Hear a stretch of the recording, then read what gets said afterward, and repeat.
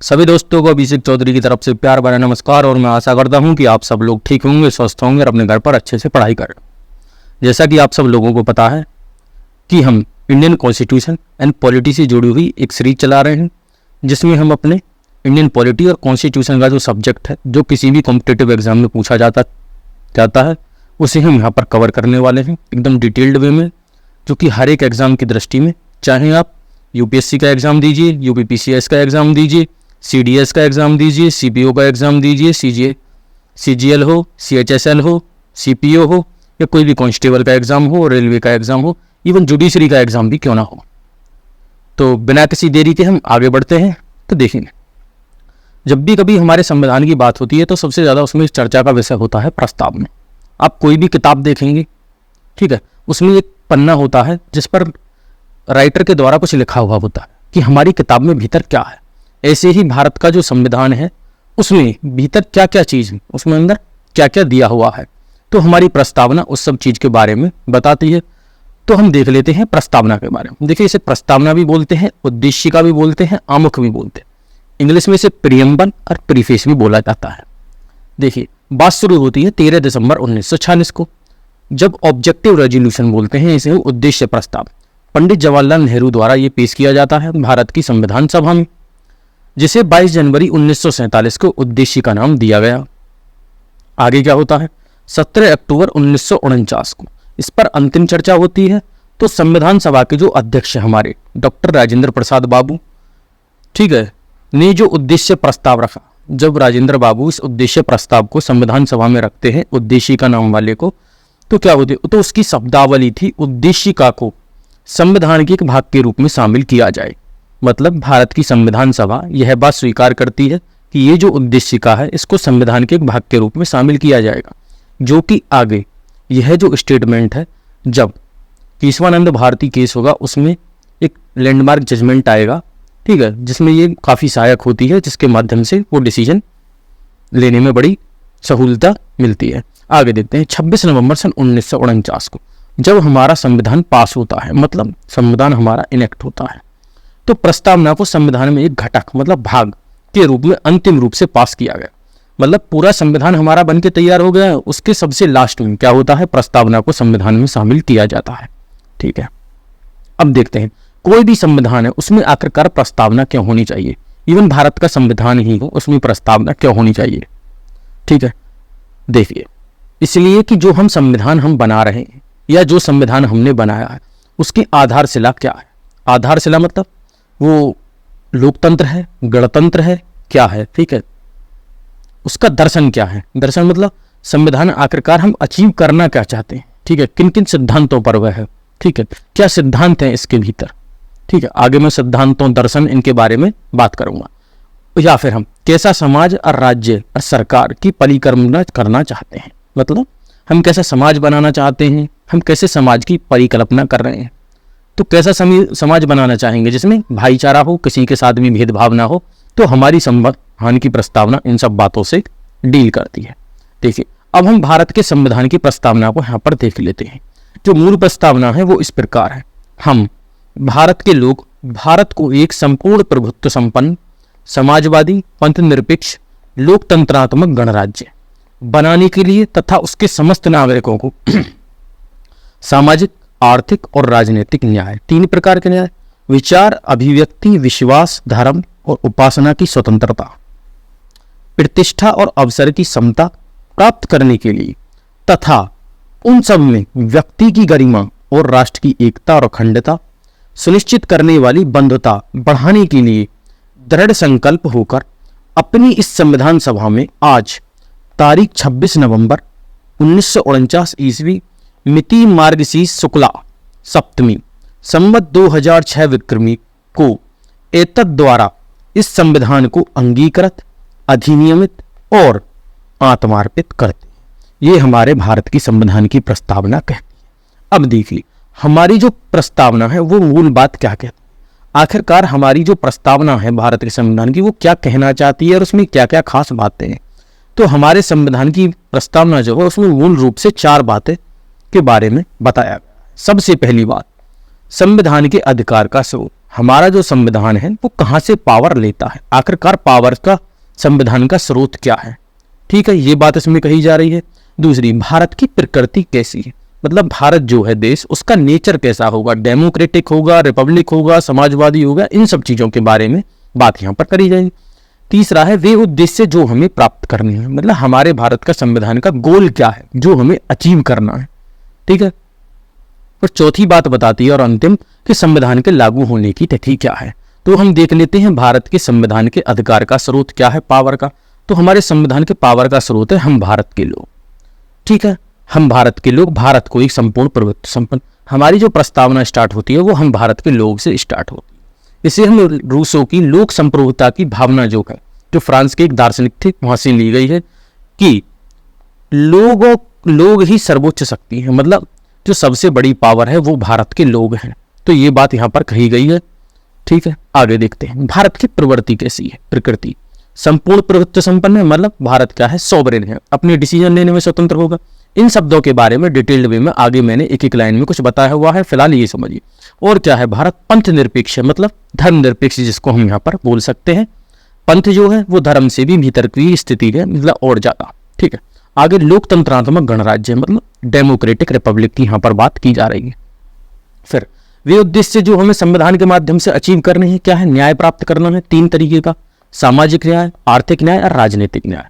और स्वतंत्रता प्राप्त करनी है कैसे, सोचने की, व्यक्त करने की, विश्वास की, धर्म की और उपासना की। ठीक है, समता जो इक्वालिटी है वो कैसी चाहिए, हमें प्रतिष्ठा भी चाहिए और अवसर की भी चाहिए। और व्यक्ति की गरिमा, राष्ट्र की एकता, अखंडता और बंधुता, इन सब चीजों को हमारे ये जो गोल है वो हमें अपने संविधान में के माध्यम से अचीव करने हैं भारत में एक सोसाइटी के रूप में। आगे है संविधान के लागू होने की तिथि। तो उसमें इस प्रस्तावना में भी अभी देखो आपने पढ़ा था कि आज 26 नवंबर 1949। तो देखिए क्या है, हमारा संविधान कब होता है, 26 नवंबर 1949 को अंगीकार, मतलब स्वीकार करते हैं कौन, अधिनियमित करते हैं, मतलब लागू करना, और आत्मार्पित मतलब देश को सौंपना कौन करे, हम भारत के लोग। ये जो फ्रेज है ना, हम भारत के लोग, अगर आप संयुक्त राष्ट्र के चार्टर की प्रस्तावना देखेंगे तो ये उससे मिलता जुलता है। ठीक है, मतलब वहीं से लिया गया है। आखिरकार कहने की बात ये है सार रूप में। तो देखिए, जैसा कि प्रस्तावना में पहली बात बता रही थी कि भारत में शक्ति का स्रोत क्या है, ठीक है, हमारे संविधान में। तो देखिए ये फ्रेज आपकी स्टार्ट होती है, हम भारत के लोग, we the people of India. ठीक है, मतलब जनता ही मालिक है।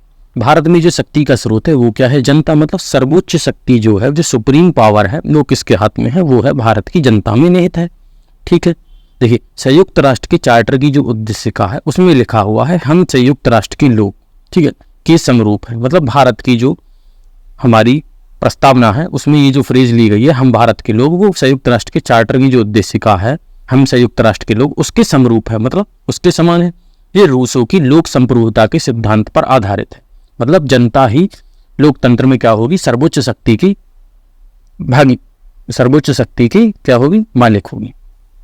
अब देखिए दूसरी बात, मतलब भारत का नेचर कैसा होगा, संपूर्ण प्रभुत्व संपन्न, मतलब सॉवरेन हो, जिससे हम अपने आंतरिक और बाह्य निर्णय लेने की पूर्ण स्वतंत्रता, मतलब संपूर्ण प्रभुत्व संपन्न से मतलब है जिसमें हम अपने आंतरिक और जो बाहर डिसीजन है, ठीक है, उन्हें लेने की हमें पूर्ण स्वतंत्रता होगी। जैसे कि मान के चलिए भारत में किसान आंदोलन चल रहा था, उस टाइम पर एक अमेरिका की बहुत ही फेमस गायक है जिनका नाम है रेहाना, उन्होंने इंडिया के बारे में ट्वीट करती हैं वो, तो बोला जाता है कि आप हमारे इंटरनल मामले में ना, ठीक है। तो किसी भी देश के लिए सबसे बड़ी बात होती है कि वो अपने मामले में संपूर्ण प्रभुत्व संपन्न है। हमें रसिया के साथ फ्रेंडली रिलेशन रखने हैं, चाइना के साथ रखने हैं, या अमेरिका के साथ रखने हैं, पाकिस्तान के रखने हैं, वो हमारा आंतरिक डिसीजन है, ठीक है, और वो हमारा बाहरी डिसीजन है। हम अपने मामले में पूर्ण स्वतंत्र हैं, हमको किसी को बताने की जरूरत नहीं है कि हमें क्या करना है, ठीक है, क्योंकि अब हम गुलाम नहीं। समाजवादी मतलब सोशलिस्ट, देखिए समाजवादी से मतलब क्या होता है यहाँ पर, देखिए ऐसी व्यवस्था जिसमें उत्पादन मतलब प्रोडक्शन और वितरण, जैसे हम बोलते हैं डिस्ट्रीब्यूशन का स्वामित्व राज्य के नियंत्रण में रहता है। देखिए समाजवाद जो है भारत का वो है लोकतांत्रिक समाजवाद, जो कि गांधी जी की अवधारणा से मिलता है, जिसमें यहाँ पर बात करी जाती है इनकम की असमानता को कम करने, भारत के बीच में जो है इनकम की जो इनइक्वालिटी है उसको कम करने की बात करते हैं, ठीक है। क्योंकि भारत में देखिए समाजवाद कैसा है, मिश्रित अर्थव्यवस्था के रूप में आप इसका एग्जाम्पल देख सकते हैं। भारत क्या है, मिश्रित अर्थव्यवस्था है, ठीक है। प्राइवेट सेक्टर भी काम करता है, सरकारी सेक्टर भी, मतलब सरकारी सेक्टर के पीएसयू भी काम करेंगे और प्राइवेट सेक्टर में हमारी रिलायंस की कंपनी काम करेगी, टाटा भी काम करेगी। तो भारत क्या है, लोकतांत्रिक समाजवाद है। डीपीएसपी मतलब हमारे भारत के संविधान में जो नीति निर्देशक तत्व दिए गए हैं कि आखिरकार भारत को पॉलिसी बनाते टाइम इन चीज़ों का ध्यान रखना होगा या इन चीज़ों को हमें अचीव करना है। तो आर्टिकल 39 और 39C, जिसमें हम किसकी बात करते हैं, आर्थिक समानता के बारे में बात की जाती है। भारत में जितनी भी जमींदारी उन्मूलन हुए हैं, ठीक है, और बैंकों का राष्ट्रीयकरण, ये इसका उदाहरण है, ठीक है। आगे देखते हैं पंथ निरपेक्षता। अब यहाँ पर मैं आपको एक चीज बताना चाहूंगा, पंथ निरपेक्षता से हमारा तात्पर्य है, कहीं भी संविधान में धर्मनिरपेक्ष शब्द नहीं लिखा गया है, पंथ निरपेक्ष शब्द लिखा। देखिए, ऐसा राज्य जो किसी विशेष धर्म को, ठीक है, जो किसी विशेष धर्म को राजधर्म के रूप में मान्यता प्रदान नहीं करता है। भारत क्या है, पंथ निरपेक्ष। ऐसा राज्य जो किसी विशेष धर्म को किसका राजधर्म में के रूप में मान्यता प्रदान नहीं करेगा। जैसा कि पाकिस्तान का राजधर्म क्या है, इस्लाम है, ठीक है। बांग्लादेश इस्लाम को मानता, ईरान इस्लाम, ठीक है। तो जैसे ही कोई देश है उसका अपना राष्ट्र धर्म होता है, तो भारत का कोई भी राष्ट्र धर्म नहीं होगा। और देखिए आगे क्या कहता है, तथा सभी धर्मों को तटस्थ भाव से समान संरक्षण देता है। भारत का जो सेकुलरिज्म है वो राजधर्म तो मानता ही नहीं है, लेकिन जितनी भी धर्म है उनको तटस्थ भाव से, मतलब एकदम साइड किनारे खड़े होकर उनको समान संरक्षण देता है सबको। ये नहीं देखता हिंदू है तो इसको ये देना चाहिए, मुस्लिम है तो उसके साथ ये शक्ति बढ़ती जानी चाहिए, ईसाई है तो ये करना चाहिए, ठीक है, बौद्ध है तो ये करना चाहिए, सिख है तो ये है, जैन है तो वो। देखिए पंथ यूज किया गया है शब्द। देखिए पंथ से मतलब है, आप देखेंगे हिंदू धर्म, यहाँ पर मैंने बात करी है, हिंदू धर्म में जो चीजें होती हैं, एक शैव मत वाले होते हैं जो शिव जी को मानते हैं, वैष्णव मत जो विष्णु जी को मानते हैं, ठीक है। इनमें ही भीतर एक लोग होते हैं। देखिए धर्म तो एक बहुत बड़ा क्राइटेरिया होगा, धर्म के भीतर मानने वाले दो सेक्ट अलग अलग हो गए, ठीक है। उनके ही भीतर जैसे कि मान के चलिए कुछ लोग गोरखनाथ को मानने वाले हैं, कुछ लोग राम रहीम को भी मानते थे, ठीक है। ऐसे ही लोग अपने अपने बाबाओं को मानते हैं। जैसे हाथरस में अभी एक कांड हुआ था, ठीक है, वहां पर भगदड़ मची थी, काफी सारे लोगों की जान गई थी उसी भगदड़ में। वो क्या है, उस बाबा को मानते थे, साका विश्वारी को। तो ऐसे ही भारत का हुआ पंथ निरपेक्ष, मतलब किसी को भी आप नहीं मानेंगे, ठीक है। जैसे कि समान संरक्षण कैसे देता, हज सब्सिडी देता है मुस्लिमों के लिए। अगर आप हज की यात्रा पर जाते हो, कैलाश मानसरोवर यात्रा पर जाते हो, तो यहाँ से फ्री यात्रा आपकी करवाई जाती है, ठीक है।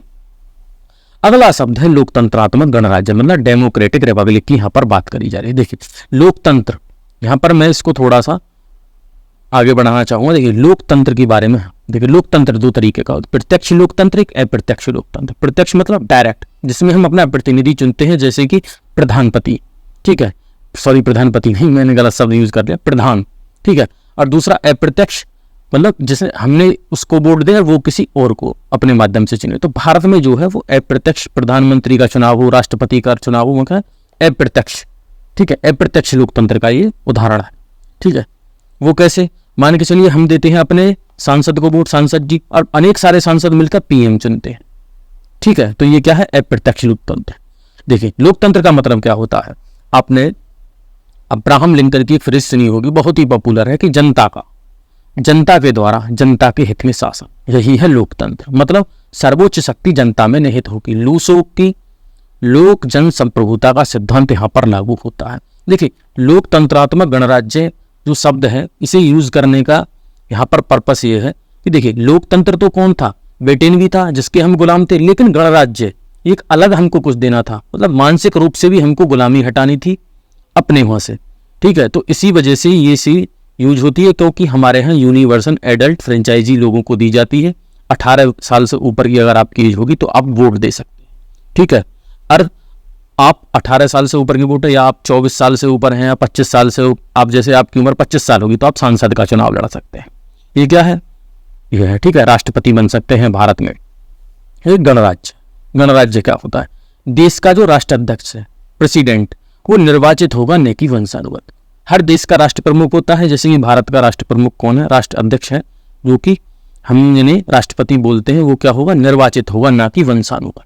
जैसे कि हम गुलाम किसके थे, ब्रिटेन में वंशानुगत, मतलब राजशाही कैसी, मान के चलिए जैसे हमारे यहाँ राष्ट्रपति जी होते हैं, राष्ट्र के अध्यक्ष, ऐसे ही ब्रिटेन में महारानी होती है। तो महारानी के घर का ही कोई मेंबर आगे चल के उस पद पर आसीन होगा, ना कि कोई और मेंबर उस पर आसीन हो सकता है। तो गणराज्य का मतलब है देश का जो राष्ट्राध्यक्ष होगा वो निर्वाचित होगा, मतलब वो चुना जाएगा, ठीक है, और वो न कि वो वंशानुगत होगा। देखिए गणराज्य में सभी नागरिक समान होते हैं, समान तो देखो लोकतंत्र में भी होते हैं, पर यहाँ पर इसका मतलब क्या है, देखिए कोई भी नागरिक किसी भी लोक पद पर निर्वाचित हो सकता है, मतलब वो प्रेसिडेंट बन सकता है। ये सब चीज यहाँ पर मानसिक गुलामी को दूर करने के लिए, अंग्रेजों से भौतिक गुलामी तो दूर हो गई, लेकिन मानसिक गुलामी को दूर करने के लिए ये चीज यहाँ पर लागू होती है, ठीक है। अब देखते हैं आगे बात, और हमें जो उद्देश्य है जो प्राप्त करने, उनमें क्या है, सबसे पहला है जस्टिस। जस्टिस भी 3 तरीके का है, सामाजिक, आर्थिक और राजनीतिक। तो देखिए न्याय होता क्या है, अगर हम न्याय के बारे में बात करें तो न्याय बहुत बड़ी टर्म है, ठीक है, इस पर बहुत सारा समय लग सकता है, ठीक है, पर यहाँ पर हम एक लाइन में देखेंगे। देखिए लोगों को वह मिले जिसके वे योग्य या पात्र हो, मतलब कोई भी व्यक्ति को वह चीज मिलनी चाहिए जिसके लिए वो पात्र हो, ठीक है। सामाजिक न्याय की बात कहाँ करी जा रही है, सामाजिक न्याय का मतलब है विशेषाधिकारों की अनुपस्थिति, मतलब किसी भी व्यक्ति के पास स्पेशल राइट नहीं होंगे कि हाँ जी मैं विशेष, मेरे पास अधिकार है, समाज में मैं फलानी जाति का हूं या फलाने धर्म का हूं तो मुझे ये कुछ स्पेशल राइट होंगे, ठीक है। तो इसका मतलब है सामाजिक न्याय, मतलब वितरण जो होगा वो बराबर होगा लोगों को, जो कि कल्याणकारी राज्य की ये अवधारणा है, जो कि हमारे नीति निर्देशक तत्वों में भी दी गई है। और देखिए आर्थिक समानता की यहाँ पर आर्थिक न्याय की बात करी जाए, आर्थिक न्याय क्या होगा, मतलब आर्थिक कारणों के आधार पर किसी भी व्यक्ति के साथ भेदभाव नहीं किया जाएगा। मतलब भारत में ये नहीं होगा जो वेल्थ का कंसंट्रेशन है किसी एक आदमी के हाथ में हो और उस पर पावर ज्यादा हो कुछ, ठीक है। यूनिवर्सल एडल्ट फ्रेंचाइजी है, एक आदमी के मत का मूल्य, जो अंबानी जी वोट देंगे उनका मत का मूल्य भी एक ही वोट काउंट होगा, मैं जो वोट दूंगा मेरे मत का भी एक ही काउंट होगा, और आप दोगे तो आपका भी एक ही वोट गिना जाएगा, ठीक है। आगे देखते हैं राजनीतिक न्याय। राजनीतिक न्याय कैसा है, वयस्क मताधिकार के आधार पर ये राजनीतिक न्याय दिया गया कि आप किसी भी पद पर आसीन हो सकते हैं, निर्वाचित हो सकते हैं, चुनाव लड़िए, चुनाव के माध्यम से आप कहीं भी जा सकते हैं। देखिए अगली है स्वतंत्रता, जिसे हम बोलते हैं लिबर्टी, फ्रीडम नहीं लिबर्टी। तो लिबर्टी किस चीज की, सोचने की स्वतंत्रता है। आप राइट विंग के सदस्य हो, लेफ्ट विंग के सदस्य हो, किसी भी विंग के हो, तो आपको सोचने की समझ क्या है, आजादी है। वामपंथी विचारधारा रखते हो आप, या दक्षिणपंथी विचारधारा रखते हो, या कोई भी विचारधारा ना रखते हो। अगला है व्यक्त करने की, व्यक्त मतलब एक्सप्रेशन करने की, हम अपने भावों को व्यक्त करना। देखिए व्यक्त कैसे, हम टीवी के माध्यम से व्यक्त कर सकते हैं, किसी फिल्म के माध्यम से, नाटक के माध्यम से, किताब लिखकर व्यक्त कर सकते हैं, तो क्या है, हमें आजादी है, ठीक है। और क्या है, विश्वास। विश्वास मतलब हम किसी चीज पर विश्वास करना चाहें या ना करना चाहें, वो हमारी मर्जी है। फिर धर्म का हमें क्या होगा, आजादी, स्वतंत्रता होगी, मतलब हम किसी भी धर्म को मानना तो अलग, मतलब हम किसी धर्म को माने या ना माने वो भी हमारी आजादी है। और क्या है, उपासना। उपासना मतलब कोई भी पूजा पद्धति, ठीक है, मतलब वर्षिप, हम अगरबत्ती जलाएं कुछ भी जलाएं, ये हमारी आजादी है, ठीक है। अगला है आपका समानता, समता। समता मतलब इक्वलिटी। तो इक्वलिटी क्या होगी, देखिए किसी भी वर्ग के लिए विशेषाधिकारों की अनुपस्थिति। तो कोई भी वर्ग है उसके लिए कोई स्पेशल राइट नहीं होंगे, सबके लिए बराबर अधिकार दिया जाएगा, जो कि आर्टिकल भारत के संविधान में 14 से 18 तक इसमें बात की जाती है। तो समानता किस, क्षमता किसकी होगी, प्रतिष्ठा की समानता, मतलब स्टेटस। स्टेटस कैसा, देखिए हर आदमी जो होगा वो व्यक्ति के रूप में समान होगा, न कि पद के रूप में। पद के रूप में मतलब जो राष्ट्रपति है उनका पद ऊपर है, IAS है उनका पद नीचे है, गवर्नर है उनका पद नीचे है। तो ये क्या है, पद के रूप में सब लोग बराबर नहीं है, लेकिन व्यक्ति के रूप में सब बराबर है, ठीक है। तो प्रतिष्ठा का मतलब यहाँ पर ये। अवसर मतलब अपॉर्चुनिटी, आप किसी भी एग्जाम के लिए अप्लाई करें वहां पर योग्यताएं दी होंगी, ठीक है, तो आपको ये अधिकार है। समता का मतलब हर व्यक्ति को अपने विकास के समान अवसर प्राप्त, ठीक है।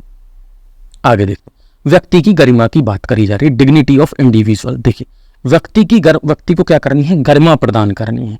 गरिमा कैसे प्रदान होगी, यहाँ पर ये जो कॉन्सेप्ट है वो व्यक्ति और राष्ट्र दोनों को गरिमा प्रदान करने की यहाँ पर बात करता है, ठीक है। जैसे हम कोई भी चीज बोलते हैं, मान के चलिए महिलाओं को हम किसी भी चीज काम करने से रोकते हैं तो बोलते हैं जी महिला की गरिमा के खिलाफ है, मतलब यह उनकी डिग्निटी है, ठीक है। मतलब पुरुष हो नारी हो उसके आधार पर भेदभाव नहीं करना है, ना ही रंग के आधार पर, ना ही निर्जातीयता के आधार पर।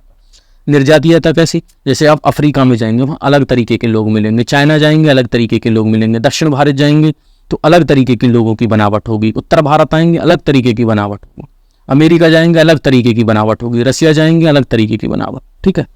राष्ट्र की एकता, राष्ट्र की जो एकता है ये है हमारी मनोवैज्ञानिक टर्म, जिसे हम बोलते हैं मनोवैज्ञानिक आयाम। तो हमें क्या करना है, अपना जो राष्ट्र है उसकी एकता को बनाए रखना होगा। और अखंडता। इन सब में अखंडता कैसे? अखंडता है सीमाई आयाम, मतलब अलगाववाद से बचने के लिए। जैसे सेपरेटिज्म चलता है, अगर आप नक्सलवादी एरिया में जाएंगे, वो नक्सल अपने अलग क्षेत्र की मांग करते हैं, ठीक है। उत्तर भारत में जाएंगे, कुछ पहले विचार चलता था खालिस्तान वाला, ठीक है। दक्षिण भारत में द्रविड़ नादु की मांग करते हैं, कश्मीर अपना अलग हिस्से की वो लोग बात करते हैं। तो हमको क्या करना है? भारत की जो अखंडता है उसको प्रिजर्व करना है। ये क्या है? एक सीमाई आयाम है। और मनोवैज्ञानिक आयाम मतलब नॉर्थ ईस्ट से लेकर आप दक्षिण भारत से लेकर कन्याकुमारी कश्मीर तक कहीं चले जाएं, हम क्या हैं? भारत के नागरिक हैं, ठीक है। ये क्या है? राष्ट्र की एकता, कि हम सब भारतीय हैं। बंधुता, बंधुता मतलब फर्टेनिटी। देखिए सभी लोगों के मध्य क्या होगा? भाईचारा होगा। भाईचारे को बढ़ावा देना होगा, और ये भाईचारा बढ़ेगा कैसे? एकल नागरिकता के माध्यम से। मतलब हर व्यक्ति की वोट का मूल्य एक होगा, हम भारत के नागरिक होंगे, ना कि किसी अलग अलग पर्टिकुलर राज्य के, कि जी मैं जी उत्तर प्रदेश का नागरिक होऊंगा, आप मध्य प्रदेश के नागरिक होंगे। नहीं, आप सब किसके नागरिक हैं? भारत के नागरिक। यहाँ पर सिंगल सिटीजनशिप की बात की गई है। आगे है अंगीकृत। अंगीकृत मतलब एडॉप्ट करना, मतलब स्वीकार करना। अधिनियमित मतलब इनेक्ट करना, मतलब लागू कर देना। और आत्मार्पित मतलब गिव टू अवर सेल्फ, देश को सौंपना। किसको सौंप रहे हैं? हम भारत के लोग हमको ही सौंप रहे हैं, मतलब देश को सौंप रहे हैं संविधान बनाकर, ठीक है। अब देखिए 1976 में 42वें संविधान संशोधन के माध्यम से समाजवादी, पंथनिरपेक्ष और अखंडता, ये 3 शब्द भारत के संविधान की प्रस्तावना में जोड़े जाते हैं। तो इस चीज से आपको एक चीज और सावधानी मिलेगी। आगे अगर कोई क्वेश्चन पूछता है कि भारत के संविधान में संशोधन किया जा सकता है या नहीं, तो आप इस चीज से अंदाजा लगा सकते हैं। देखिए आगे यहाँ पर कुछ क्वेश्चन है। देखिए हमारे भारत का जो संविधान है उस है, ठीक है, उसमें प्रस्तावना है। अब यहाँ पर बात करी जा रही है कि प्रस्तावना जो है वो संविधान का भाग है या नहीं। तो अभी मैंने आपको ऊपर ही एक चीज बताई थी, जब संविधान सभा इसे अडॉप्ट करती है, जब राजेंद्र बाबू एक रेजोल्यूशन लेके आते हैं उद्देश्य का नाम से, वो क्या कहते हैं? भारत की प्रस्तावना के रूप में स्वीकार किया जाए, मतलब संविधान की प्रस्तावना। तो देखिए सुप्रीम कोर्ट पर इसका सबसे पहले डिसीजन आता है 1960 में।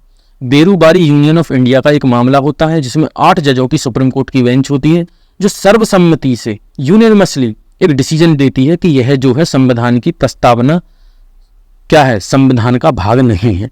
यह बात कह लेते हैं। ये इस बात को कहकर क्या दर्शाना चाहती है? ये दर्शाना चाहते हैं कि जो संविधान सभा की जो भावना थी, इसको उलट दिया इन्होंने बिल्कुल। उसके बाद देखिए बहुत ही ज्यादा फेमस एक लैंडमार्क केस आता है 1973 में, केशवानंद भारती, जिसे आज तक की सबसे बड़ी बेंच 13 जजों की इसका जो डिसीजन है वो प्रोनाउंसमेंट करती है, जो बताती है कि यह जो है प्रस्तावना भारत के संविधान का भाग है और क्या है? अभिन्न अंग है। अभिन्न अंग मतलब इसको अलग नहीं किया जा सकता है। जिस प्रकार हम कहते हैं जम्मू कश्मीर भारत का अभिन्न अंग है, अभिन्न मतलब जिसको अलग नहीं किया जा सके, ठीक है। आगे एक और मामला आता है 1995 में LIC ऑफ इंडिया का, जिसमें कहा जाता है यही डिसीजन कि हाँ जी भाग है। अब ये संविधान की भावना के एकदम अनुकूल है जो सभा थी। आगे एक सवाल और फिर उत्पन्न होता है कि ये जो प्रस्तावना है वो विधायिका, जो हमारी संसद है भारत की, उसकी शक्ति का स्रोत है क्या वो उसको पावर देती है कि इसके आधार पर आप कानून बनाइए कि हाँ जी समाजवादी पॉलिसी होनी चाहिए, ठीक है। देखिए यह न तो विधायिका जो हमारी संसद है इसकी शक्ति का स्रोत है, और न ही उसकी शक्ति पर प्रतिबंध लगा सकती है। देखिए ना तो यह ये बताएगी कि जी हाँ आपकी शक्ति पर हमने प्रतिबंध लगा दिया, या फिर हम इसकी टर्म को उठाकर किसी को कि समाजवादी हुआ या मान के चलिए कोई भी टर्म है उसको उठाकर हम कोई कानून बनाए, वो ये शक्ति भी नहीं प्रदान करती है, ठीक है। अब देखिए क्या यह न्याय योग्य है? न्याय योग्य मतलब अगर हम इसके किसी प्रोविजन को उठाकर सुप्रीम कोर्ट लेके जाते कहते हैं कि हाँ जी भारत में आर्थिक रूप से समानता नहीं है, क्या इसको लागू किया जा सकता है? तो ये क्या है? ये गैर न्यायिक है, मतलब ये नॉन जुडिशियल है, ठीक है, नॉन जस्टिसिएबल है, ठीक है, इसको लागू नहीं करवाया जा सकता है। आगे देखिए अगला क्वेश्चन क्या होता है, क्या प्रस्तावना में संशोधन किया जा सकता है? अभी मैंने आपको बताया था केशवानंद भारती केस, हाँ जी किया जा सकता है, पर इसमें एक चीज और ध्यान रखनी होगी। केशवानंद भारती केस में एक डिसीजन और दिया जाता है जिसे हम बोलते हैं आधारभूत संरचना के सिद्धांत। कुछ ऐसी तत्व बताए गए भारत के संविधान के कि ये चीज जो है भारत के संविधान में आधारभूत संरचना है, इनको नहीं बदला जा सकता है, ठीक है। तो ये चीज यहाँ पर दी गई। अब देखिए प्रस्तावना का क्या महत्व है, मतलब हमारी जो प्रस्तावना है वो क्या क्या बताती है और किन लोगों ने प्रस्तावना के बारे में क्या क्या बातें कही। तो यहाँ पर कुछ लोगों के नाम है जो कि हमारे एग्जाम में पूछे जाते हैं, विभिन्न एग्जाम में। देखिए देश की राजनीतिक जन्म पत्रिका, देश की राजनीतिक जन्म पत्रिका बोलते हैं KM मुंशी। KM मुंशी कौन थे? हमारे भारत की संविधान सभा में एक प्रोमिनेंट मेंबर थे। वो क्या बोलते हैं? देश की राजनीतिक जन्म पत्रिका है, ठीक है। संविधान की आत्मा कौन बोलते हैं? वो बोलते हैं ठाकुरदास भार्गव। ये एक संवैधानिक विशेषज्ञ हैं, बहुत ही ज्यादा एमिनेंट पर्सनैलिटी है। वो बोलते हैं भारत के संविधान की आत्मा किसको? प्रस्तावना को, ठाकुरदास भार्गव। लेकिन भारत के संविधान में जो आर्टिकल 32 है, ठीक है, जिसके आधार पर 5 रिट जारी की जाती हैं, उन्हें डॉक्टर BR अम्बेडकर भारत के संविधान की आत्मा बोलते हैं। तो ये चीज उससे अलग हो गई। संविधान का परिचय पत्र, identity card of Indian constitution, ये बोलते हैं नानी पालकीवाला। नानी पालकीवाला कौन थे? ये भारत में एक बहुत ही बड़े लॉयर थे, जो कि बहुत ही ज्यादा विद्वान, जिन्हें बोला जाता था कोर्ट रूम जीनियस भी। केशवानंद भारती केस में यही आर्ग्यूमेंट करने वाले लॉयर, जिन्होंने कई भारत में लैंडमार्क जजमेंट दिलवाए सुप्रीम कोर्ट के माध्यम से। अब देखते हैं, संविधान निर्माताओं के मस्तिष्क को समझने की कुंजी है। मतलब अगर हमें संविधान जो बना रहे थे उनके मस्तिष्क को समझना है, मतलब उनके दिमाग में क्या चल रहा था, तो वो उसको समझने की कुंजी है, मतलब की है, एक चाबी है। वो कौन बोलते हैं? गजेंद्र गढ़कर बोलते हैं। ये भी एक संविधान सभा में हमारे एक मेंबर थे। तो यहाँ तक आपको जितनी भी मैंने प्रस्तावना के बारे में बताया है, बहुत ही डिटेल्ड वे में बताया है। यहाँ से आपका एक भी क्वेश्चन बाहर नहीं जाने वाला, अगर आप इसको ध्यान से देखते हैं और इसके नोट्स बनाते हैं। धन्यवाद।